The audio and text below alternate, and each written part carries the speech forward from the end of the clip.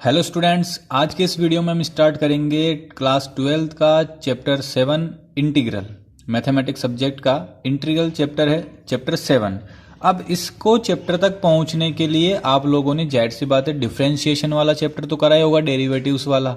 तो I hope कि आपको डेरिवेटिव्स वाले चैप्टर में, डिफरेंशिएशन वाले चैप्टर के अंदर कोई भी तरीके का डाउट नहीं होगा। इसी पर्पज से आप लोग जो है इंटीग्रल वाले चैप्टर में आए हैं। स्टार्ट करते हैं। देखिए चैप्टर नंबर 7 इंटीग्रल, इसका कुछ बेसिक पार्ट है जो कि आपको ध्यान में रखना है कि ये जो इस पेज पे ये फॉर्मूले लिखे हुए हैं कुछ, देखिए यहाँ लिखा हुआ डेरिवेटिव्स, यहाँ लिखा हुआ इंटीग्रल मतलब एंटी डेरिवेटिव्स। तो ये कुछ टर्म्स है जो कि आपको याद रखनी है या ध्यान में रखनी है, जिसके बेसिस पे अपना पूरा इंटीग्रल वाला जो पार्ट है, जो इंटीग्रेशन जिसको अपन बोलते हैं जनरल लैंग्वेज में, वो इंटीग्रेशन अपना कंप्लीट होगा। तो देखिए आपने ये फॉर्मूला जनरली डेरिवेटिव्स के अंदर पढ़ा होगा, डिफरेंशिएशन के अंदर पढ़ा होगा। इसका जस्ट ऑपोजिट होता है इंटीग्रल, ठीक है ना। इंटीग्रेशन और डिफरेंशिएशन में केवल यही डिफरेंस है कि दोनों एक दूसरे के ऑपोजिट होते हैं।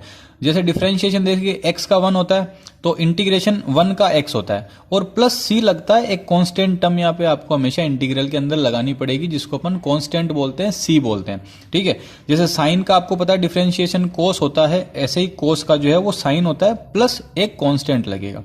इसी तरीके से कोस का माइनस साइन होता है, यहाँ थोड़ा उल्टा दिया है, कोस का माइनस साइन होता है मतलब माइनस कोस का साइन होता है। तो इसी तरीके से साइन का जो होता है वो माइनस कोस होता है। तो ये जो कुछ टर्म्स लिखी हुई है देखिए आपके सामने, ये 1 से लेके 11 तक तो यहाँ लिखी हुई है, आप लोगों के सामने क्लियर लिखा हुआ है यहाँ पे। और 11 के बाद वाली जो टर्म्स है, ये 12, 13, 14, 15, 16, ये आपकी इस पेज पे लिखी हुई है, जो कि आपको ध्यान में रखनी है, ठीक है। अब इसमें से इंपॉर्टेंट क्या क्या चीजें मैं आपको जनरली बता देता हूं कि इंपॉर्टेंट चीजें कौन कौन सी होने वाली है इसके अंदर। देखिए ये इनवर्स वाले जो फॉर्मूले हैं, जैसे साइन इनवर्स x होता है 1/√1 माइनस एक्स स्क्वायर, ऐसे ही इसका रिवर्स होता है 1/√1 माइनस एक्स स्क्वायर का इनवर्स होता है साइन इनवर्स x प्लस सी, जो कि इसका इंटीग्रल होता है, जिसको एंटी डेरिवेटिव बोलते हैं। इसी तरीके से कोस, टेन, कोट, सेक, कोसेक, ये सारे इनवर्स हैं। और ये e की पावर x वाला e की पावर x ही होता है, आपको पता है डिफरेंशिएशन में भी e की पावर x ही होता है, और इंटीग्रल में भी e की पावर x ही होता है। इसी तरीके से log x का 1/x होता है, 1/x का log x प्लस c होता है ना। ये c तो जो है कांस्टेंट टर्म है, मैं बता ही चुका हूं। और ये लास्ट वाला भी आपको इस तरीके से ध्यान में रखना। तो ये कुछ बेसिक टर्म्स है इंटीग्रल की, जो फंक्शंस इनको अपन बोल सकते हैं। ये कुछ फंक्शंस है जो कि आपको ध्यान में रखने हैं। अगर ये आप ध्यान में रख लोगे तो आपका ये जो चैप्टर है बहुत ही इजी तरीके से होने वाला है, ठीक है। अब अपन डायरेक्ट आ जाते हैं इसकी एक्सरसाइज के ऊपर। तो एक्सरसाइज में देखिए कुछ क्वेश्चन इसके लिखे हुए हैं, जिस तरीके से यहाँ देखिए। अब ये बुक के पेज पे मत जाना आप, क्योंकि रेगुलर प्रैक्टिस में रहती है बुक, तो कहीं ना कहीं टिक मार्क इसमें हो ही जाते हैं। तो आइए स्टार्ट करते हैं एक्सरसाइज 7.1। और 7.1 का जो क्वेश्चन लिखा हुआ है उसमें ये लिखा हुआ है फाइंड एन एंटी डेरिवेटिव। आपको एक एंटी डेरिवेटिव फाइंड करना of the following function by the method of inspection. Inspection method से आपको क्या करना है, इसका एंटी डेरिवेटिव फाइंड करना है। 5 क्वेश्चन है, ठीक है। हो सकता है इस चैप्टर के बहुत सारे पार्ट्स बन जाएं देखो वीडियो में, क्योंकि क्वेश्चन बहुत ज्यादा है। तो आप हर एक पार्ट को अच्छे से देखना ताकि आपको हर एक क्वेश्चन अच्छे से समझ में आ जाए। तो मैं आपको लेके चलता हूं पेपर पे, जहां मैं आपको 1 बाय 1 सारे के सारे क्वेश्चन एक्सप्लेन करने वाला हूं, ठीक है। तो फर्स्ट वाला क्वेश्चन देखिए, इस तरीके से आपको दिख रहा होगा कि फर्स्ट वाला क्वेश्चन लिखा हुआ है साइन 2x। साइन 2x, इस साइन 2x का आपको एंटी डेरिवेटिव फाइंड करना है। अब आपको इतना सा थोड़ा सा दिमाग लगाना पड़ेगा कि साइन जो होता है वो किसका डिफरेंशिएशन होता है, आपको ये चीज पता होनी चाहिए। तो साइन 2x जो होता है वो डिफरेंशिएशन होता है कोस 2x का, है ना। कोस 2x का अगर मैं डिफरेंशिएशन करूंगा तो कहीं ना कहीं मुझे साइन 2x मिल जाएगा। और कोस का डिफरेंशिएशन आपको पता है कि माइनस का साइन 2x होता है, और ये 2x का डिफरेंशिएशन करेंगे तो 2 आएगा साथ में। तो cos 2x का डिफरेंशिएशन हो गया माइनस का 2 sin 2x, जो कि अपने को यहाँ एज इट इज ऐसा मिल चुका है। अब ये जो 2 है ये इधर डिवाइड में आएगा, तो सिंपली मैं अगर sin 2x की वैल्यू निकालूं तो ये हो जाएगा -1/2 d/dx cos 2x, इस तरीके से हो जाएगा ये। और इस -1/2 को भी मैं डिफरेंशिएशन के अंदर ही कर देता हूं इस तरीके से। तो ये जो फाइनल आंसर आया अपना, ये आपको मिल जाएगा साइन 2x का एंटी डेरिवेटिव। ये साइन 2x का एंटी डेरिवेटिव हो जाएगा, तो अपन फाइनली लिख देंगे anti derivative of sine 2x is -1/2 cos 2x। ये इसका फाइनल आंसर हो गया। आई होप आपको समझ में आया होगा फर्स्ट वाला क्वेश्चन किस तरीके से मैंने सोल्व किया है। इसी तरीके से अगर मैं इसका सेकंड वाला क्वेश्चन करता हूं, सेकंड वाला क्वेश्चन है cos 3x, ठीक है ना। cos 3x इसका सेकंड वाला क्वेश्चन है। अब देखिए cos 3x इसका सेकंड वाला क्वेश्चन है, तो आपको ये चेक करना है कि cos 3x जो होता है वो किसका डिफरेंशिएशन होता है। जैसे यहाँ चेक किया था sin cos का होता है, तो cos किसका होगा, sin का होगा। इसका मतलब अगर मैं sin 3x का डिफरेंशिएशन करूं तो मुझे शायद cos 3x मिल जाएगा, और इसका डिफरेंशिएशन होता है cos 3x, sin 3x का होता है cos 3x, और 3x का करेंगे तो क्या आएगा, आगे 3 आएगा। ये 3 भी सेम इधर डिवाइड में आएगा, तो मुझे मिल जाएगा cos 3x equals to 1/3 d/dx sin 3x, और इस 1/3 को भी मैं डिफरेंशिएशन के अंदर कर देता हूं, तो मेरा फाइनल आंसर बन जाएगा इस तरीके से। ये वाला cos 3x का एंटी डेरिवेटिव मुझे मिल जाएगा 1/3 sin 3x। तो ये वाली लाइन आप वापस से लिख सकते हैं यहाँ पे, anti derivative of cos 3x is 1/3 sin 3x, ठीक है। ये लाइन में बार बार नहीं लिखूंगा क्योंकि उसमें टाइम वेस्ट होगा और वीडियो की लेंथ ज्यादा हो जाएगी। अब अगर अपन बात करते हैं क्वेश्चन थर्ड की, तो इसमें लिखा हुआ है e की पावर 2x, ठीक है। थर्ड वाला क्वेश्चन लिखा हुआ है e की पावर 2x।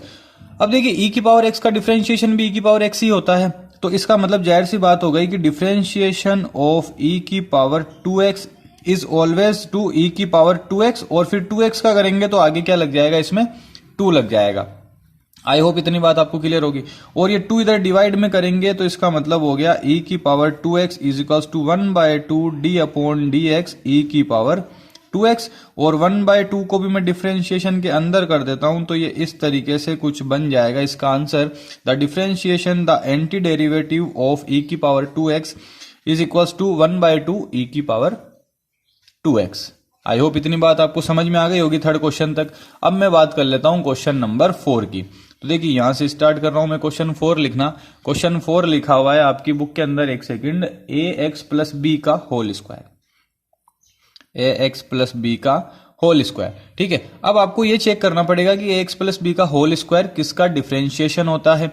तो देखिए जाहिर सी बात है, differentiation of ax plus B का होल क्यूब जो होगा वही तो डिफरेंशिएशन में स्क्वायर बनेगा, क्योंकि डिफरेंशिएशन में आपको पता है एक पावर कम हो जाती है ना, आपको पता होनी चाहिए कि एक पावर कम हो जाती है। तो इसका डिफरेंशिएशन होगा ax प्लस बी का स्क्वायर, और x का करेंगे और पावर 3 आएगी आगे, तो ये हो जाएगा 3a, साथ में इसमें आगे लग जाएगा, क्योंकि ax का होता है a, और ये पावर एक कम होगी यहाँ पे, मतलब पावर आगे आएगी और ऊपर पावर कम हो जाएगी, तो एक 3 आपके आगे इसमें मिल जाएगा आपको।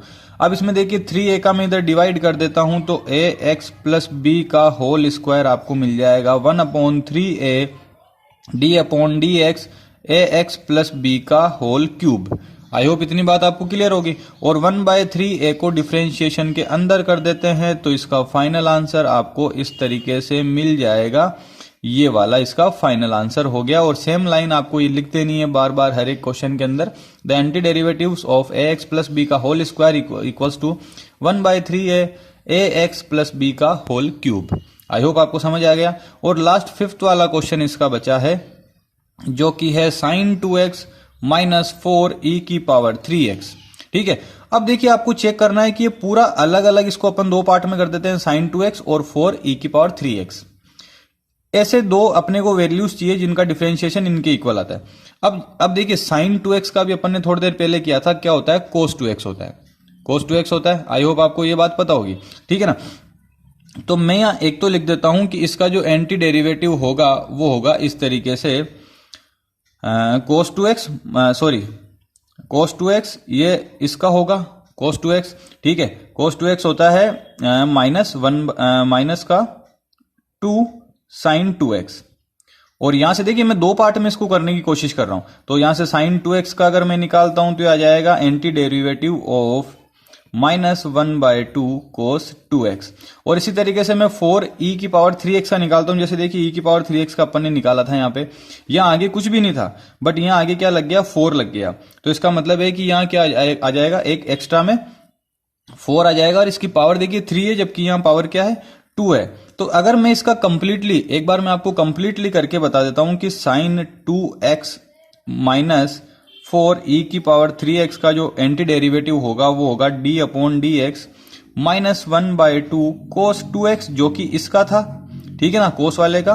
और इसका अगर मैं निकालता हूं इसका, तो ये हो जाएगा 4/3 e की पावर 3x, क्योंकि देखिए 4 तो आगे आ रहा। अगर मैंने यहाँ 2x का किया तो 2x का क्या आया था, देखिए आपको पता है ये वाला, है ना। अगर मैं e की पावर 2x का एंटी डेरिवेटिव निकालता हूं तो 1/2 e की पावर 2x आएगा। अब इसकी जगह 3 आ गई पावर, तो यहां हो जाएगा 3, और यहां भी नीचे क्या हो जाएगा, 3 हो जाएगा, और इसके साथ में आगे 4 लगा हुआ है, तो ये 4 यहां ऊपर चलेगा इसके साथ में। तो इस तरीके से ये कंप्लीट इसका एंटी डेरिवेटिव आपको मिल जाएगा। आप ये वाली लाइन लिखो चाहे ना लिखो, आप डायरेक्ट एंटी डेरिवेटिव लिख सकते हो इस तरीके से। तो ये अपने 1 to 5 क्वेश्चन इस वीडियो के अंदर कवर किए हैं मैंने। इसके और भी नेक्स्ट पार्ट बनेंगे, ये फर्स्ट पार्ट है इस चैप्टर का। और भी अपकमिंग वीडियोस में आप बने रहें ताकि इसके सारे के सारे पार्ट्स आपको मिलते रहें, और नेक्स्ट वीडियो में मैं इसके अपकमिंग नेक्स्ट जो क्वेश्चन है, जितने भी क्वेश्चन है, वो आपको सोल्व करवाने की कोशिश करूंगा। अगर वीडियो अच्छा लगा है तो अपने फ्रेंड के साथ में जरूर शेयर करें ताकि उनको भी अच्छी एजुकेशन का बेनिफिट मिल सके, और चैनल को सब्सक्राइब करना ना भूले, और बेल आइकन को जरूर प्रेस करें ताकि अगला जो वीडियो आएगा उसका नोटिफिकेशन आपको सबसे पहले मिल जाए। और अगर यहां तक क्वेश्चन समझ में आएगा तो वीडियो में जरूर कमेंट करके बताना, वीडियो को जरूर लाइक करना। Thank you so much, thank you for watching.